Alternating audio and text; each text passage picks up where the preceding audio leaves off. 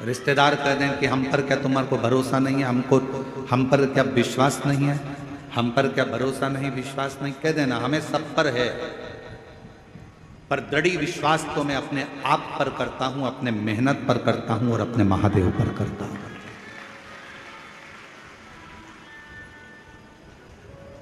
बाकी का मैं विश्वास मैं रखता हूं है।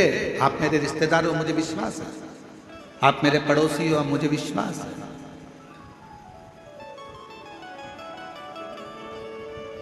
पर मेरा भरोसा तो मेरा देव अधिदेव महादेव। अभी गुरु पूर्णिमा आ रही है, सब लोग गुरु जी बनाएंगे, कोई कहीं का गुरु जी बनाएंगे, कोई कहीं का गुरु जी बनाएंगे, सब गुरु जी बनाएंगे। पर शिव पुराण कहती है कि 50 बार विचार करना तब किसी को गुरु बना, 1000 बार सोचना तब किसी को गुरु बना।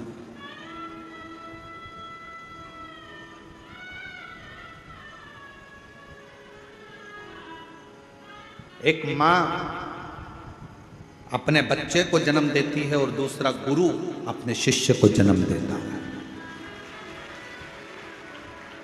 मां अपने बच्चे को जन्म देती है और उसको संस्कारों में पिरो देती है और उस बच्चे को बड़ा कर देती है। उसी तरह गुरु अपने संस्कारों से, अपने भजन से, अपने कीर्तन से, अपने मंत्र से अपने शिष्य को श्रेष्ठ बनाकर, माँ अपने बच्चे को संस्कारित बनाकर उसको अच्छी एजुकेशन दिलाकर अच्छी कंपनी में जॉब करा देती है, गवर्नमेंट जॉब करा देती है या व्यापार खुला देती है।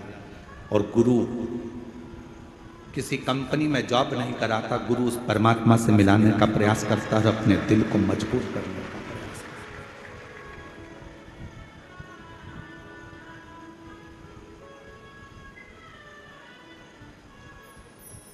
ढूंढो, कभी ऐसा गुरु मत ढूंढना जिंदगी में जो दूसरों की बुराइयों में लगा हो। कभी ऐसा गुरु मत ढूंढना जिंदगी में जो दिन भर निंदा में लगा हो। कभी ऐसा गुरु जीवन में मत ढूंढना कि जो लोगों के लिए अपशब्द कहता हो। कभी ऐसा गुरु मत ढूंढना जो जिंदगी भर बस श्राप देता हो, बद्दुआ देता हो, अपशब्द कहता हो, जिसके मुख से कभी भगवान का नाम प्रबलता में नहीं निकला, जिसके मुख से कभी गौ माता के कल्याण की बात ना निकली हो, जिसके मुख से कभी राष्ट्र के कल्याण की बात ना निकली हो, जिसके मुख से संसार के उद्धार की बात ना निकली हो, जिसके मुख से कभी छोटी बेटियों को बचाने की बात ना निकली हो, ऐसा गुरु नहीं चाहिए। गुरु वो होना जो हमारा भी कल्याण करे, राष्ट्र का भी कल्याण करे और जगत का भी कल्याण करे, वो गुरु हो। और नहीं मिले तो एक लोटा जल चढ़ाकर शंकर जी के शिवलिंग पर स्पर्श कर कर उसको अपना गुरु मानकर उसकी आराधना कर। वो भी नहीं मिले, अपने घर में अपना पति है, उस पति को ही उसके वचन का स्मरण कर कर, उसी को परमेश्वर मानकर, उसी को गुरु मानकर, उसी की आज्ञा का स्मरण करना प्रारंभ कर दो। अपने घर में बुजुर्ग माता पिता हैं, अपने घर में बूढ़े सास ससुर हैं, उनको गुरु मानकर, उनकी आज्ञा का सिरोधार्य कर कर, उन्हीं की सेवा कर कर, उनको गुरु मानकर अपने जीवन का कल्याण कर। अपने घर में कोई बुजुर्ग है, कोई बूढ़ा है, बुजुर्ग है, बहुत ज्ञानी है वो, उसने जिंदगी के थपेड़े बहुत खाए हैं, कोई ना मिले तो उसको गुरु बना लो। देवऋषि नारद का एक प्रसंग बड़ा सुंदर है। देवऋषि नारद जैसे ही भगवान विष्णु के दरवाजे पर पहुंचे तो भगवान विष्णु ने देखा देवऋषि नारद आए हैं, सिंहासन पर बैठ गए। देवऋषि नारद जब चले गए तो भगवान नारायण ने लक्ष्मी जी से कहा, जहां पर नारद बैठा था वहां गाय के गोबर से लीप दो, गाय का गोबर लाओ, लीपो। लक्ष्मी जी ने पूछा, देवऋषि नारद आकर बैठे थे कुर्सी के ऊपर, सिंहासन के ऊपर, और आप कह रहे हो कि उसको लीप, उसको लीप।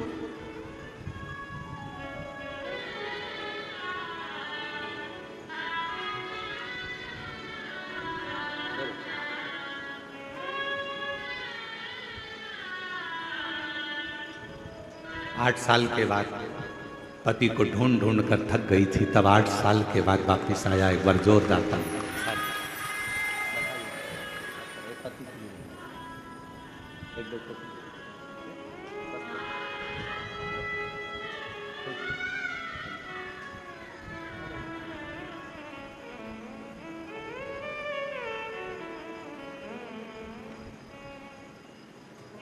शिव कथा कर, भगवान शंकर का चरित्र कर, शिव पुराण कर,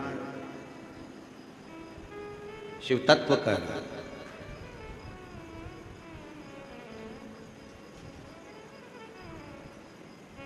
देवर्षि नारद जिस सिंहासन पर बैठे थे वहां गोबर से लिपा रहे हैं भगवान नारायण। लक्ष्मी जी ने पूछा क्यों? कहा ये नुगरा है, इसने गुरु मंत्र नहीं लिया, गुरु मनाया नहीं है इसने जिंदगी में। नारद जी ने सुन लिया और भगवान विष्णु के पास आकर बोले कि मेरे जाने के बाद आपने गोबर से लिपा, क्योंकि मेरा गुरु दीक्षा नहीं हुआ है, मेरा गुरु मंत्र नहीं हुआ। क्या करूं मैं, किसको गुरु बनाऊं? भगवान विष्णु ने कहा क्यों, कोई गुरु नहीं मिलता? नारद जी कहते हैं मैं तो सर्वश्रेष्ठ गुरु हूं, मुझे किसी गुरु की जरूरत कहां? भगवान मुस्कुराकर बोले नारद, संसार में आए हो भले देवता हो पर गुरु का होना जरूरी है। किसको गुरु बनाऊं? भगवान नारायण ने कहा जो तुझे पृथ्वी पर समुद्र के तट पर पहला व्यक्ति मिले बस उसी को गुरु बना दे। नारद जी भ्रमण करते करते समुद्र के तट पर गए। एक मछुआरा मछली पकड़ने के लिए जा रहा था। नारद जी को सबसे पहले वही मछुआरा दिखा, मछली पकड़ने वाला। नारद जी ने मन में सोचा कि बताओ कि इसको गुरु बनाऊंगा मैं, ये मछली पकड़ने वाला। नारद जी ने मन में सोचा मैं इसको गुरु नहीं बनाऊंगा। नारद जी फिर भगवान विष्णु के पास में गए। प्रभु वहां तो गुरु के रूप में एक मछली पकड़ने वाला मिला। नारद जी से भगवान ने कहा कोई भी मिला हो पर गुरु तो बनाओ। नारद जी ने जाकर मछली पकड़ने वाले मछुआरे के हाथ जोड़कर कहा कि मैं तुमको गुरु बनाना चाहता हूं। मछुआरे ने कहा फालतू बात मत कर, कोने में बैठ जा, मछली पकड़ने जाना है, मुझे देरी हो रही है। चुप। नारद जी चुप होकर बैठ गए। मछुआरा फिर आया। नारद जी ने कहा कि मुझे मंत्र दे दो। चुप। नारद जी चुप बैठ गए। नारद जी ने सोचा मंत्र एक ही मिला है, इसके मुंह से केवल चुप। तो नारद जी भी उसी मंत्र का स्मरण करते करते भगवान विष्णु के पास जाकर कहे प्रभु गुरु भी मिला तो ऐसा गुरु मिला जिसने मंत्र तक नहीं दिया, केवल कह दिया चुप, इसके सिवाय कोई मंत्र नहीं देता। ऐसा गुरु किस काम का? भगवान विष्णु को क्रोध आ गया। नारायण ने कहा नारद तुमने मेरे पास आकर अपने गुरु की निंदा करी है, मैं तुम्हें श्राप देता हूं, 84 लाख योनियां तुम्हें काटना पड़ेगी। 84 लाख योनियों के चक्कर काटना पड़ेंगे तुमको। नारद जी तो हाथ जोड़कर खड़े हो गए, क्षमा कर दो प्रभु, मुझसे गलती हो, अब तो मुझे 84 लाख योनियां काटना पड़ेंगी, अब करूं क्या? लक्ष्मी जी से पूछा आप बताओ। लक्ष्मी जी बोले मैं क्या बताऊं। फिर पहुंचे ब्रह्मा जी से कि मुझे 84 लाख योनियां काटना है पृथ्वी पर, आप बताओ क्या करूं। ब्रह्मा जी कुछ नहीं बोले। तब शंकर जी के पास गए। नारद जी क्या बात है? नारद जी ने कहा 84 लाख योनियां काटना है, भगवान का श्राप लगा है। शंकर भगवान ने कहा अपने गुरु के पास जा, वो बता देगा कि 84 लाख योनि कब कटेगी। गुरु जी से जाकर कहा, मछली पकड़ने जा रहा था मछुआरा, गुरु जी के पांव पकड़ लिए, अब तो छोड़ता नहीं नारद, कृपा करो। गुरु जी ने पूछा क्या हो गया? मछुआरे ने पूछा मुझे श्राप लगा है, 84 लाख योनियों के चक्कर काटूंगा तब जाकर मैं पार उतरूंगा। इतने में गुरु जी ने कहा तुझे 84 लाख योनियों के चित्र मालूम है? कि हाँ मालूम है। गुरु जी बीच में खड़े हो गए और कहा एक काम कर, 84 लाख योनियों के चित्र बना इस रेत पर, समुद्र के तट पर, और इसका चक्कर काट ले, पार हो जाएगा, निकल जाए। मछली पकड़ने वाले मछुआरे ने 84 लाख योनियों के फोटो बनवाकर नारद जी से उसका चक्कर कटवा दिया। जैसे ही चक्कर कटा भगवान विष्णु के पास गए। नारायण ने गले में माला पहनाकर कहा वाह नारद, तुम तो इतनी जल्दी 84 का चक्कर काट कर आ गए। नारद जी ने कहा जिसका गुरु मेहरबान तो पट्ठा पहलवान। महाराज साधारण बात नहीं है, मेरा गुरु मुझ पर मेहरबान हो गया। उसने कहा 84 योनियों के चक्कर बना, फोटो बना और चक्कर लगा, पार उतर जाएगा। भगवान विष्णु ने कहा बस गुरु होता ही ऐसा है, अपने शिष्य का एक क्षण में कैसे भी कल्याण कर देता है, पर करता जरूर है, वो गुरु है।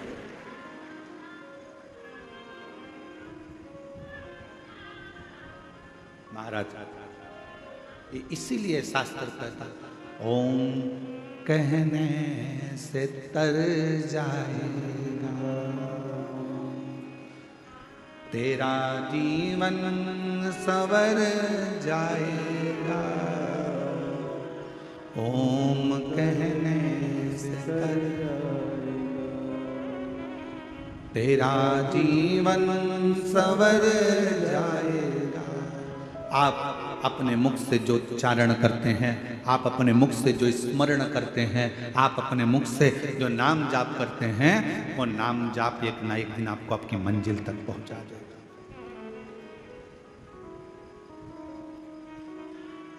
दिल से किसको गुरु मानते हो वो आपके ऊपर निर्भर करता है। जरूरी नहीं कि आप उसके सामने पहुंचोगे। एक लब्बे जैसा भी इसने हो सकता है कि गुरु के सामने नहीं पहुंचे तो भी गुरु का भाव उत्पन्न कर ले।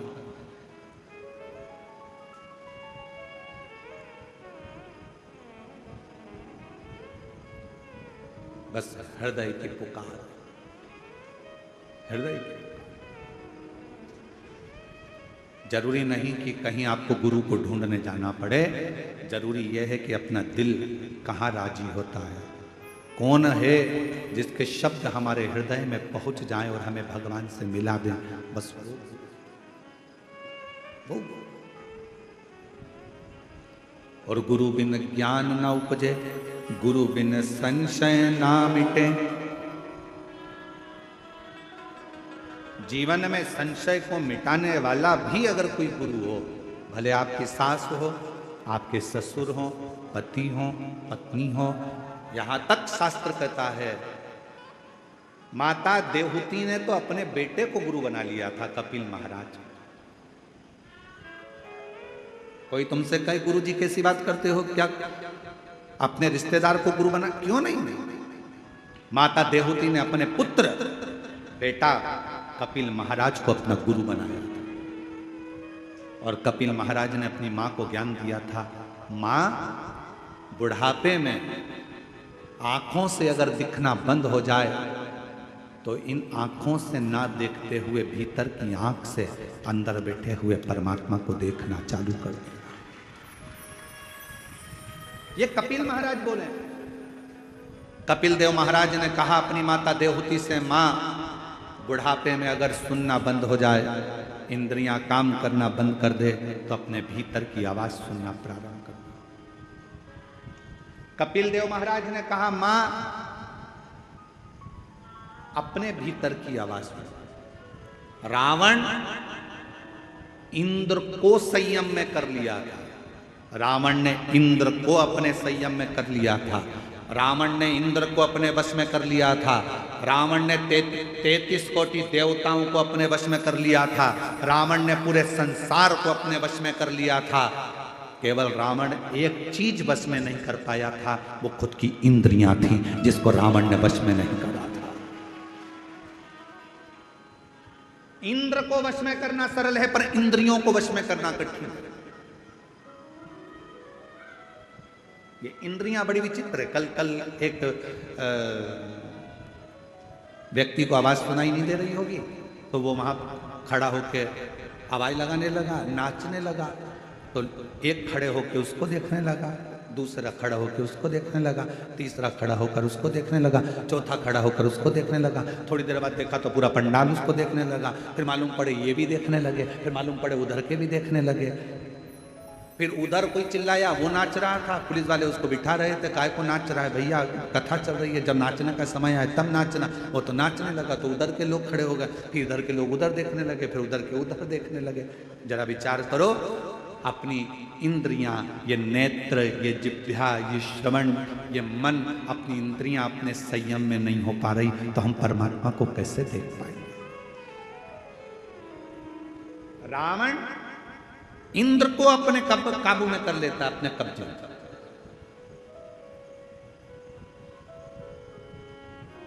रावण इंद्र को अपने संयम में कर लेता है, रावण देवताओं को अपने कब्जे में कर लेता है, रावण सबको अपने अधीन कर लेता है। पर लंका का राजा रावण अपनी इंद्रियों को अधीन नहीं कर पाया। जानकी जी को देखा, इंद्रियां बिगड़ गई, लेकर आ गए। बहन सूप न खाने कुछ कहा, इंद्रियां बिगड़ गई, गुस्से में लाल हो गया।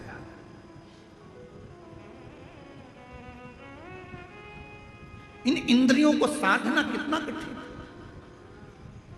अरे आज के जमाने में अच्छे अच्छे महात्मा संत महाराज बड़े बड़े जितने भी हैं, इंद्रियों को साधना सबसे कठिन काम है कि ये अपनी इंद्रियों को भी साध। और इंद्रियों को साधने का सबसे सुंदर अगर कोई तरीका है, आज कलयुग में कलिकाल में अगर इंद्रियों को साधने का सबसे सुंदर तरीका है, रावण भी उस तरीके को जान चुका था। रावण ने विचार कर लिया था, मैंने इंद्र को अपने कब्जे में कर लिया, मैंने इंद्र को अपने संयम में कर लिया, मैंने देवताओं को अपने अधीन कर लिया। रावण समझ चुका था सबको मैंने अपने अधीन कर लिया, पर मेरी इंद्रियां मेरे अधीन नहीं हो रही है। तब रावण ने विचार करा कि इंद्रियों को अधीन करने के लिए क्या करना पड़ेगा। तो मन में सोचा, शंकर भगवान के शिवलिंग पर एक लोटा जल चढ़ाना पड़ेगा, शंकर भगवान के शिवलिंग को अपनी लंका में लाना पड़ेगा, शंकर भगवान के शिवलिंग को लंका में लाकर पूजन करना पड़ेगी, शंकर भगवान के शिवलिंग के पास रोज जाना पड़ेगा। जब शंकर भगवान को अपन एक लोटा जल चढ़ाएंगे, शिव जी की आराधना करेंगे, तो इंद्रियां संयम में हो जाएगी। रावण को उसी समय सूचना मिली कि शिव लाना है। रावण चले गए कैलाश, शंकर भगवान से शिवलिंग मांगा, लेकर चल दिए। शंकर जी ने सोचा इंद्र काबू में हो गया, चलेगा, देवता इसके काबू में हो गए, चलेगा, पर इसकी इंद्रियां मुझे काबू में नहीं करना है। तो शंकर भगवान का शिवलिंग लाते लाते रावण संध्या करने के लिए रुका और भगवान शंकर का शिवलिंग जमीन पर रख दिया गया। फिर वो उठा नहीं, बाबा वैद्यनाथ के रूप में विराजमान।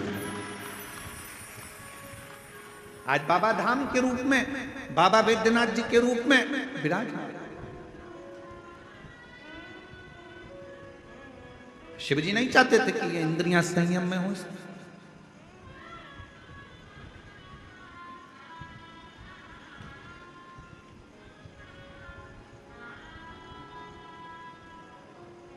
महाराज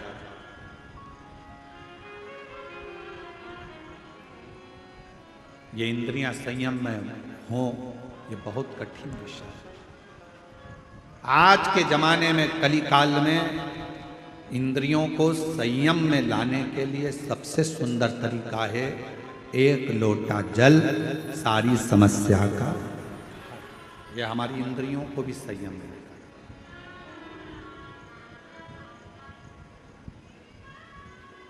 यह हमारी इंद्रियों को संयमित कर लेता है। और जब हमारी इंद्रियां संयमित हो जाती हैं, जब हमारी इंद्रियों को संयम मिल जाता है, तो फिर ये जीव आप रूप अपने आप शिव की ओर दौड़ पड़ता है, शंकर की ओर। और महाराज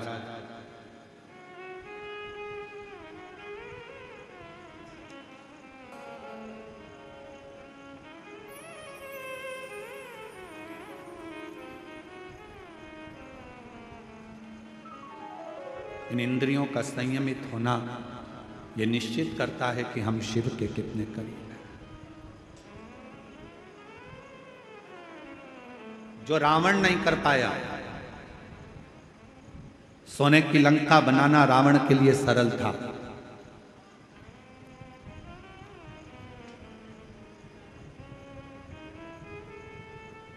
परिवार को बसाना रावण के लिए सरल था। कुटुंब कबीले में रहना रावण के लिए सरल था। मां जानकी का हरण करना रावण के लिए सरल था। सामने राम जी थे, उनसे युद्ध करना रावण के लिए सरल था। पर रावण के लिए सबसे कठिन काम एक था, शंकर भगवान के शिवलिंग की आराधना अपनी इंद्रियों को संयमित कर करना। कि रावण के लिए कठिन विषय। और मेरी जीजियों, मेरे जीजाओं, मेरी बेटियों, मेरे बेटाओं, मेरी माताओं, मेरे बुजुर्ग माता पिता तुल्य, मेरे भाई बंधु जितने भी यहाँ बैठे हैं, आपसे निवेदन करूंगा, आप अगर रोज शंकर जी के मंदिर में एक लोटा जल चढ़ाने जा रहे हो, समझ लेना कि आपने रावण को तो एक कोने में रख दिया, आपने अपनी इंद्रियों को शिव में लगाकर रखा है, शंकर की आराधना में। आप लंकापति रावण को एक और रख दिए। प्रतिदिन शिवालय में जाना, प्रतिदिन शंकर की आराधना करना, प्रतिदिन शंकर पर एक लोटा जल, अपनी इंद्रियों को वश में। घर के लोग कह रहे हैं, अरे आज तो तुम्हारे पास में आज टाइम नहीं है, मत जाना, आज मंदिर मत जाना, मंदिर मत जाना। फिर भी लोटा भर के जल भरी, इतनी देर में सारा घर का काम हो, उतनी देर में बाजू में पहुंच गई, जल चढ़ा के वापिस आ गई। मैं तो आ गई, मंदिर से होके आ गई। मन शिव की ओर आसक्त कर।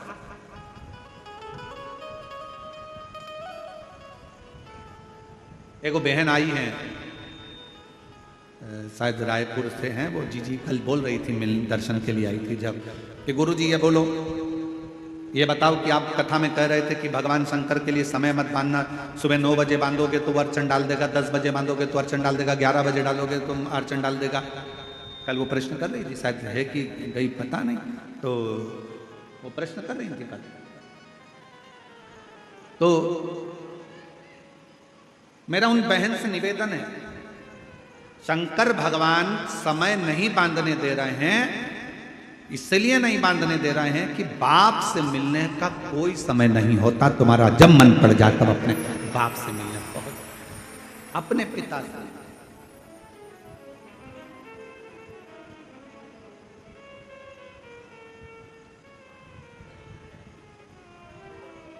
जब तुम्हारा दिल करे, जब तुम्हारा चित्त करे।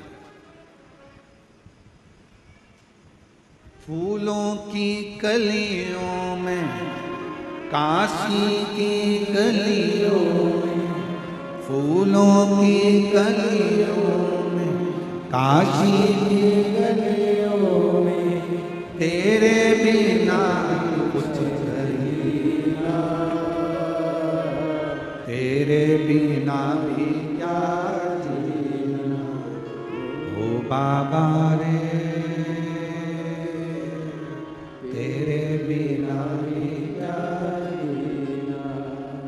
शंभु रे,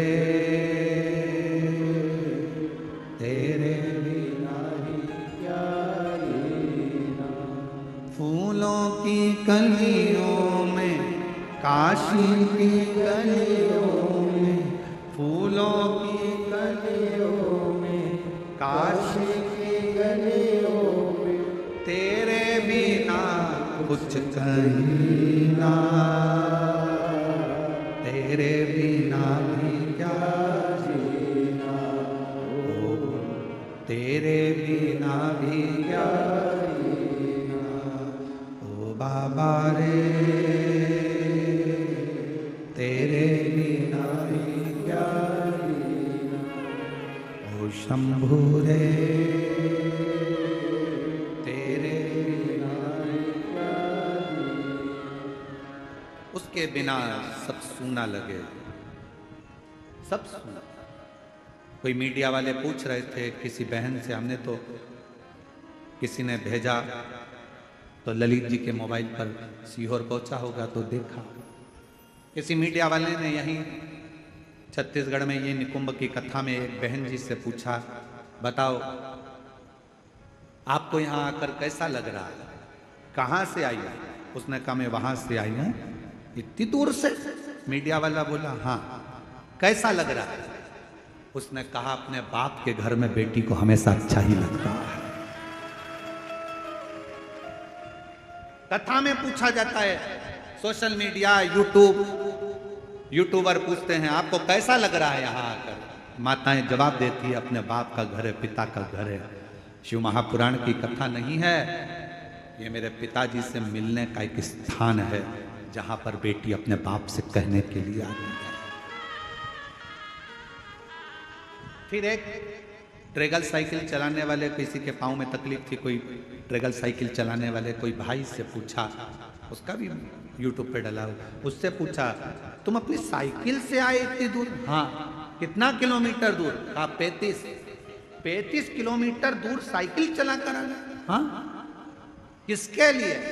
तो वो ट्रेगल साइकिल वाले ने कहा देव अधिदेव महादेव के लिए, मन में था इसलिए, मन में था, पहुंच। और देखो ये लाखों की जो भक्ति दिख रही है, लाखों शिव भक्त यहाँ आए हैं, ये आप लोगों की भक्ति ही आपको लाई। अब आप इतनी सारी संख्या में यहाँ पहुँचे हो तो मेरे शंकर भगवान तुम तो यहाँ पहुँच जाते हो। तुम्हारे कथा में आने से आधे से ज़्यादा टेंशन शंकर जी को हो जाता है कि अभी आके बैठ गई है, आ गया है तो इसको देना तो पड़ेगा। देखो भाई, शादी में अगर आए हो तो फिर तुम जिसके घर आए हो तो उसको मिठाई का डब्बा या साड़ी या कपड़ा तो देना ही पड़ता है। उसी तरह जो शिव महापुराण की कथा में जाकर बैठ जाता है, शंकर भगवान को उसको देना तो पड़ता ही।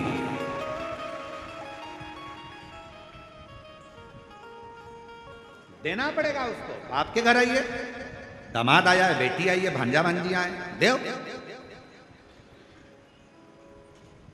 और खाली न जाता कोई दर से तुम्हारे, खाली न जाता कोई दर से तुम्हारे, मेरी खड़ी हो बाहें पसारे, अपने हृदय लगा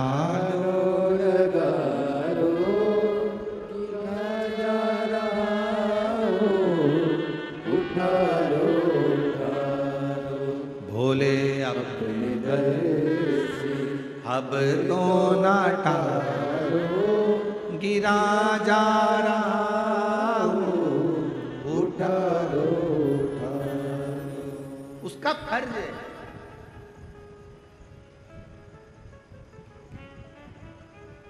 इतना एक संत ने कहा, हमने किसी के मुख से सुना,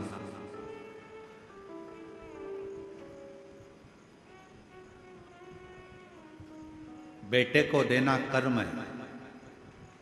किसी के मुख से सुना था, बाप अगर बेटे को दे रहा है, जमीन दे रहा है, घर दे रहा है, प्रॉपर्टी दे रहा है, पैसा दे रहा है, बेटे को देना कर्म है, पर बेटी को देना धर्म है। अगर बेटे को दे रहा है तो वो अपना कर्म कर रहा है। जो पिताजी दादाजी कर कर गए, जमीन अपने को देगा, अपन अपने औलाद को देगा। पर बेटी को अगर कोई बाप दे रहा है तो वो कर्म नहीं कर रहा, वो धर्म कर रहा है। अपनी बेटी को देकर अपने हाथों से पुण्य कर कर आगे बढ़ रहा,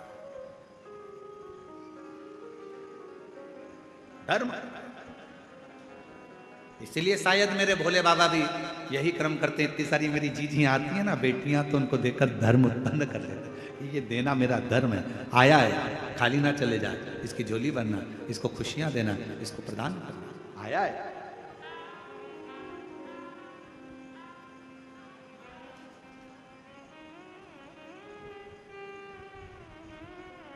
कल एक कथा चल रही थी भंवरे की, भ्रमर की।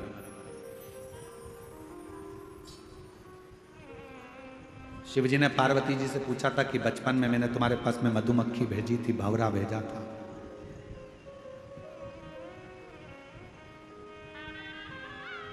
एक भी मधुमक्खी नहीं दिखी, एक भी भंवरा नहीं दिखा। वो मधुमक्खी, वो भंवरे कहाँ चले गए? पार्वती जी मुस्कुराती रहीं और शिव जी की ओर देखकर कहती रहीं कि प्रभु, जितनी मधुमक्खी आती थी मेरी तप साधना में, जब मैं शंकर भगवान के पार्थिव शिवलिंग का पूजन कर रही थी, और मधुमक्खी जितनी आती थी, जितने भंवरे आते थे, वो मुझे पास में आकर गुंजायमान होते थे, मेरे आसपास में घूमा करते थे। पार्वती जी कहती हैं, मैंने उन सबको अपने में समाहित कर लिया, सबको अपने में समाहित,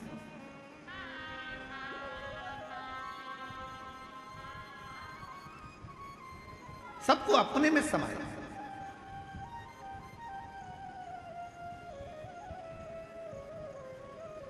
और कलयुग का सबसे बड़ा एक फल है, जितने शिव भक्त शिव महापुराण की कथा सुन रहे हो, जितने आस्था चैनल पर सुने, फेसबुक यूट्यूब पर सुने, मोबाइल पर सुने, चाहे कथा के पंडाल में सुन रहे हो, चाहे आस्था चैनल पर सुन रहे हो, सुन लेना, कलयुग का सबसे बड़ा एक फल है जो ना सतयुग में था, ना त्रेता में था, ना द्वापर में था। वो फल कलयुग को मिला। कौन सा फल है? जो सतयुग में नहीं मिला, ना त्रेता में मिला, ना द्वापर में मिला, कलयुग में वो फल भगवान शंकर ने कली काल के मनुष्यों को दिया है। एक अलग से ऑफर, एक अलग से फल मेरे शंकर जी ने कलयुग को दिया। कौन सा फल? कलयुग का सबसे बड़ा फल है, अगर कोई भगवान के नाम को जप रहा है, राम नाम, कृष्ण नाम, शिव नाम को जप रहा है, कोई दत्त नाम, कोई देवी नाम, कोई आराधना, किसी भी देवता का नाम अगर कोई जप रहा है, मात्र जप रहा है, कलयुग में सबसे बड़ा फल है, अगर मंत्र जाप करने वाले का, नाम जाप करने वाले का भी कभी दर्शन हो जाएगा कलयुग में, तो उसका भी उद्धार हो जाएगा। ये कलयुग के लोगों के लिए है। सतयुग में नहीं था ऐसा, त्रेता में नहीं था, द्वापर में नहीं था। कलयुग में तुलसी बाबा ने लिख दिया, कलयुग केवल नाम आधारा। नाम जितना जपोगे, भगवान को जितना भजोगे, जितना नाम का स्मरण करोगे, उतना उतना संसार का भी कल्याण होगा और अपना भी कल्याण। जग का भी कल्याण हो रहा है और अपना भी कल्याण।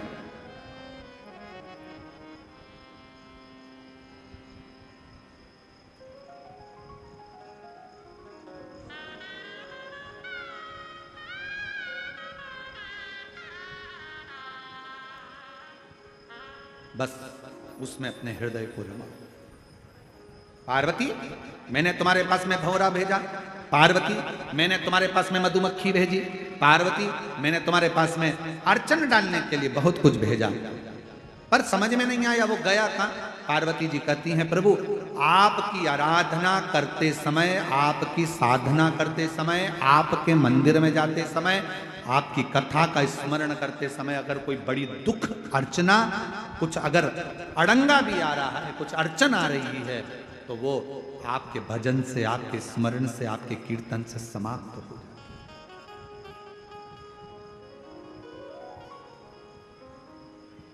केवल आपके एक मंत्र उच्चारण से समाप्त हो जाता है। इसलिए कलिकाल में नाम की बड़ी महत्वता है। श्री शिवाय नमस्तुभ्यं, श्री शिवाय। सब बोलो, सब पूरे पंडालों से आवाज आना चाहिए। जो लोग रोड पर बैठे हैं उनकी भी, जो बाहर बैठे हैं उनकी भी, और जो सामने बिल्डिंग पर चढ़े बैठे हैं उनकी भी, और जो गाड़ियों पर चढ़ चढ़ कर बैठे हैं उनकी भी आवाज यहां तक पहुंचना चाहिए। सब बोलो, श्री शिवाय नमस्तुभ्यं, श्री शिवाय नमस्तुभ्यं, श्री शिवाय नमस्तुभ्यं, श्री शिवाय नमस्तुभ्यं, श्री शिवाय नमस्तुभ्यं, श्री शिवाय नमस्तुभ्यं, श्री शिवाय नमस्तुभ्यं, श्री शिवाय नमस्तुभ्यं, श्री शिवाय नमस्तुभ्यं, श्री शिवाय नमस्तुभ्यं, श्री शिवाय नमस्तुभ्यं, श्री शिवाय नमस्तुभ्यं। आप उच्चारण करें। कलिकाल में मंत्र, शिव महापुराण तो यहां तक कहती है कि शिव कथा सुनकर जाने वाला व्यक्ति जिस रास्ते से निकल कर जाता है, जिस गांव में जाता है, उस गांव में अगर कोई जवानी में, कुंवारे में, अधोगति में, एक्सीडेंट में या कोई बीमारी में कोई मर भी गया होता है, तो मात्र उसके शरीर की छू कर जाने वाली हवा उन जीवों का भी कल्याण कर देती है। इतना शिव महापुराण है।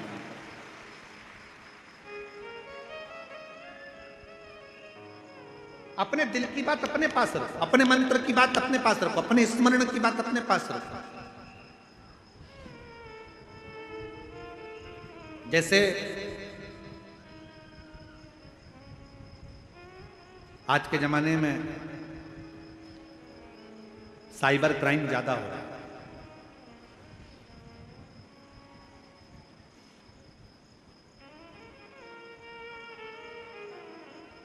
नए नए लड़का लड़कियां मोबाइल चलाते हैं, बेटा बेटियां बुजुर्ग माता भाऊ मोबाइल चलाते, इतना इनको अंदाजा नहीं रहता। किसी ने फोन कर दिया, तुम्हारा लड़का गलत काम में पकड़ाया, पुलिस थाने में बंद है, हम इस थाने से बोल रहे हैं।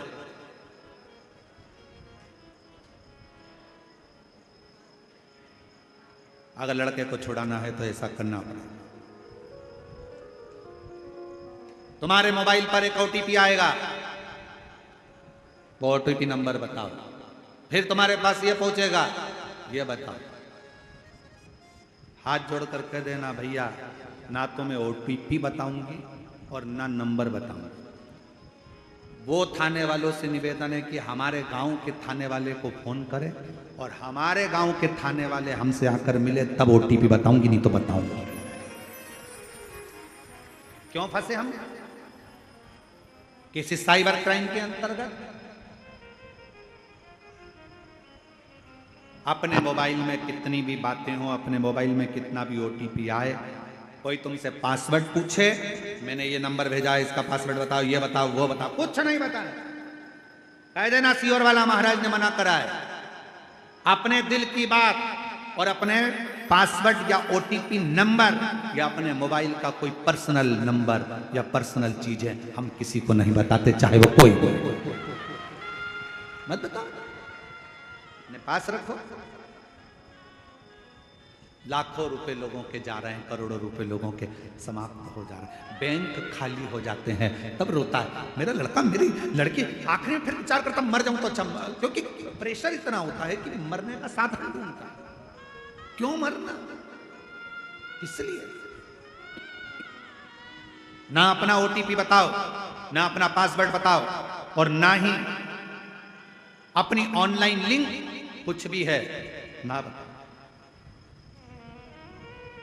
कुछ नहीं बोल सकते। आप तो कह दो हमारे मन की बात और हमारे मोबाइल की बात हम किसी को नहीं कहते। हर किसी व्यक्ति से मोबाइल पर चैटिंग भी मत करो। आज के समय में बहुत चैटिंग का बड़ा लफड़ा हो गया। काय को फालतू की चैटिंग करना? चैटिंग करना है तो बैठा है ना, एक बैठा है। कौन? अरे बोलो तो जमके, देव अधिदेव एक बैठा है। आप चैटिंग करना चाहते हो तो हम उसका नंबर दे देते हैं। वैसे पहले देख के गए हैं एक बार, है आप लोगों के पास? अरे बोलो तो जम के, शिव जी का नंबर है ना अपने पास में, तो लिख लो।